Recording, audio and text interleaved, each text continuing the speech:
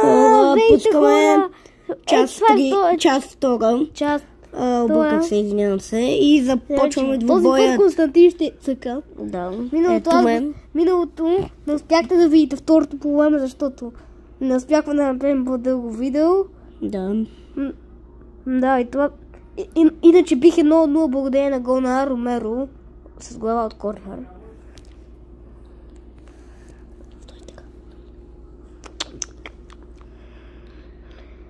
Излизат играчите.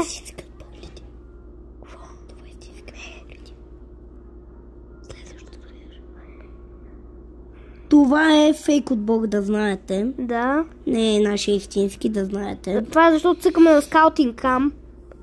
И започваме, драги зрители, дано да се получи хубаво. Роналдо губи топката. Ендрик пресира. Ромеро. Да.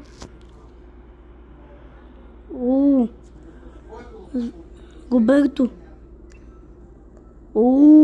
Зико. Не можа да стигне до топката тази топка.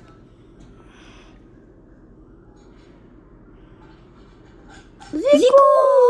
Много близко. До много ма фаща.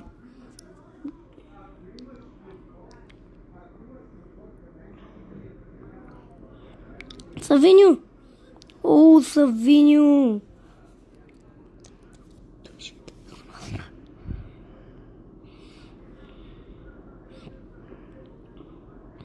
Много лош тъч.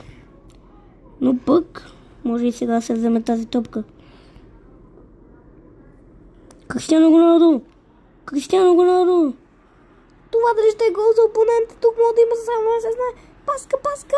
Ужасен пас. Това беше засада. Много минимал. Да. Чиста засада беше това. Гледайте ли мач ЦСКА Левски? Да, пишете в коментарите според вас за кой сте и според вас съдиите свириха ли правилно. Или ние сме свидетели на много лош мач, гледахме. За нас беше много тъп. Ние сме ЦСКА да. И ем в ЦСКА, разбира се. Да. И сме много гневни, както чернилката. Както грозния. Вкара в последната секунда някаква бомба бата от себе. Буквално той не беше, съдята остава 9. Дай, не ни даде дуспатос, мазна бе. Мазна такъв. Мазнилк. Така че да знаете, че ЦСКА се победи. Който е за Левски да пръдне. Който е за Левски трябва да пръдне в